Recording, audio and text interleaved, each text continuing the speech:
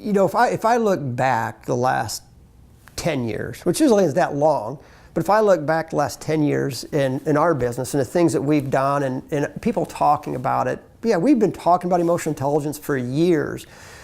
But if I fast forward to the last probably 4 years, the amount of noise out there, positive noise around emotional intelligence, it's more and more and more, whether you see it in publications, books that are out there. And then as we look at clients and what they're looking for and what's going to make a difference, it's definitely in the forefront. And I do truly believe that the companies that are going to set themselves apart or continue to set themselves apart are the ones that embrace emotional intelligence.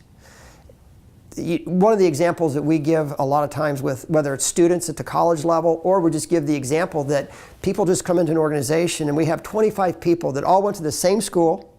They had the same, let's say it's an accounting major, same degrees, they're all 4.0 students, they took the same classes, had the same experiences on college, so everybody's the same. They come to work and they get the same type of job assignments, same leader, but at the end of that 3-year period, are they all going to be at the same level? Or are you going to have people out in front? And of course people always say, well, you're going to have people that are out in front. And the question becomes, what's the difference? It's not technical skills, it's their emotional skills. It's the emotional intelligence side of it. And so we see that the organizations are starting to really recognize that and embracing it more. And that is, you know, it's interesting, Sarah and I talk and we talk with other folks and we get so excited about this because we see the potential.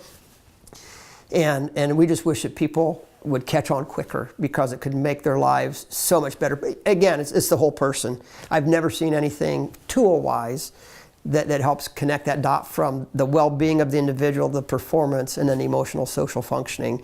And when they see that power, our clients embrace it. And the cool thing about that as well is they're telling others.